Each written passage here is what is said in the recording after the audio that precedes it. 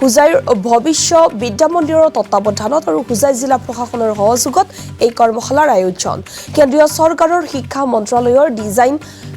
ইনোভেশনছ প্ৰকল্পৰ অধীনত অনুষ্ঠিত হৈছে কৰ্মশালা আনুষ্ঠানিকভাৱে মুকলি কৰে বশিষ্ঠদেৱ পূজ্যৰ বৰুৱাই অনুষ্ঠানত হুজাই জিলাৰ আয়ুক্ত বিদ্যুৎ বিকাশ ভাগৱতীৰ আদৰণি ভাষণ কৰ্মশালাখনিত উপস্থিত বিভিন্ন বিদ্যালয়ৰ আগ্ৰহী ছাত্ৰ ছাত্ৰীসকল তথা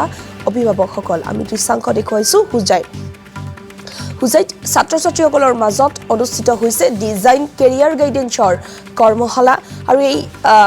কৰ্মশালাখনৰ নাম হৈছে অভিলাষা 2025 এই নামকৰণেৰে অনুষ্ঠিত কৰা হৈছে কৰ্মশালাখনি হুজাইৰ ভৱিষ্য বিদ্যা মন্দিৰৰ তত্ত্বাৱধানত হুজাই জিলা প্ৰশাসনৰ সহযোগত এই কৰ্মশালাৰ আয়োজন কৰা হৈছে কেন্দ্ৰীয় চৰকাৰৰ শিক্ষা মন্ত্ৰালয়ৰ ডিজাইন ইনোভেশনছ প্ৰকল্পৰ অধীনত অনুষ্ঠিত হৈছে কৰ্মশালা আনুষ্ঠানিকভাৱে এই কৰ্মশালাৰ মুকলি কৰে বশিষ্ঠদেৱ পূজ্যৰ বৰুৱাই আৰু ৰাজ্যৰ বিভিন্ন প্ৰান্তৰ ছাত্ৰ ছাত্ৰীসকলে অনুষ্ঠানত অংশগ্ৰহণ কৰা পৰিলক্ষিত হ'ল ছাত্ৰছাত্ৰীসকলৰ লগত আজিকালি সাম্প্ৰতিক সময়ত কেৰিয়াৰটো চিলেকশ্যন কৰিবৰ কাৰণে বহুত সমস্যা দেখা যায় ছাত্ৰ ছাত্ৰীসকলৰ টেলেণ্ট থকাৰ পিছতো যদি উপযুক্ত নিৰ্দেশনা নাপায় বা গাইডেন্স নাপায় সময়তো তেওঁলোকে সেইমতে উপকৃত নহয় যাৰ কাৰণে আমি অভিলাষাৰ জৰিয়তে আশা ৰাখিছোঁ ছাত্ৰ ছাত্ৰীসকলে ভাল গাইডেন্স পাব কেৰিয়াৰৰ ক্ষেত্ৰত ভৱিষ্যতে তেওঁলোকে নিজৰ কেৰিয়াৰ চুজ কৰাৰ ক্ষেত্ৰত IIT গুৱাহাটীৰ ডিপাৰ্টমেণ্ট অফ ডিজাইনে আমি এই কৰ্মশালাটো অনুষ্ঠিত কৰোঁ এই কৰ্মশালাটো কেন্দ্ৰীয় চৰকাৰৰ শিক্ষা মন্ত্ৰালয়ৰ অধীনত ডিজাইন ইনোভেশন চেণ্টাৰ বুলি এটা প্ৰকল্প এটা আছে সেই প্ৰকল্পটোৰ অধীনত আমি এনেকৈ জিলাই জিলাই গৈ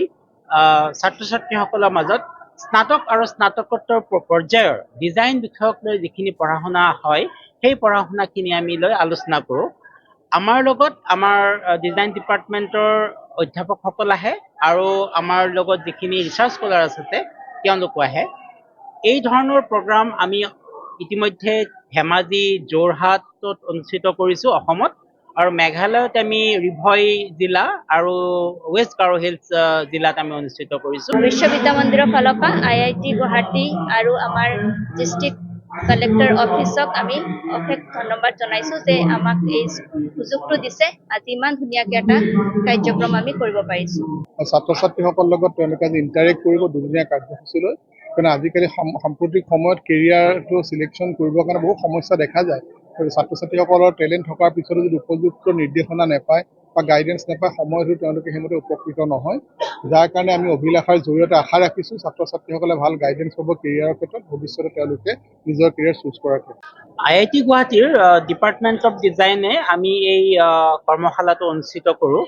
এই কৰ্মশালাটো কেন্দ্ৰীয় চৰকাৰৰ শিক্ষা মন্ত্ৰালয়ৰ অধীনত ডিজাইন ইনোভেশন চেণ্টাৰ বুলি এটা প্ৰকল্প এটা আছে সেই প্ৰকল্পটোৰ অধীনত আমি এনেকৈ জিলাই জিলাই গৈ ছাত্ৰ ছাত্ৰীসকলৰ মাজত স্নাতক আৰু স্নাতকোত্তৰ পৰ্যায়ৰ ডিজাইন বিষয়ক লৈ যিখিনি পঢ়া শুনা হয় সেই পঢ়া শুনাখিনি আমি লৈ আলোচনা কৰোঁ আমাৰ লগত আমাৰ ডিজাইন ডিপাৰ্টমেণ্টৰ অধ্যাপকসকল আহে আৰু আমাৰ লগত যিখিনি ৰিচাৰ্চ স্কলাৰ আছে তেওঁলোকো আহে এই ধৰণৰ প্ৰগ্ৰাম আমি ইতিমধ্যে ধেমাজি যোৰহাটত অনুষ্ঠিত কৰিছোঁ অসমত আৰু মেঘালয়ত আমি ৰিভই জিলা আৰু ৱেষ্ট গাৰো হিলছ জিলাত আমি অনুষ্ঠিত কৰিছোঁ ভৱিষ্য বিদ্যা মন্দিৰৰ ফালৰ পৰা IIT গুৱাহাটী আৰু আমাৰ ডিষ্ট্ৰিক্ট কালেক্টৰ অফিচক আমি অশেষ ধন্যবাদ জনাইছোঁ যে আমাক এই সুযোগটো দিছে আজি ইমান ধুনীয়াকৈ এটা কাৰ্যক্ৰম আমি কৰিব পাৰিছোঁ ছাত্ৰ ছাত্ৰীসকলৰ লগত তেওঁলোকে আজি ইণ্টাৰেক্ট কৰিব দুদিনীয়া আসাম টক্স আপোচবিহীন অসম কণ্ঠ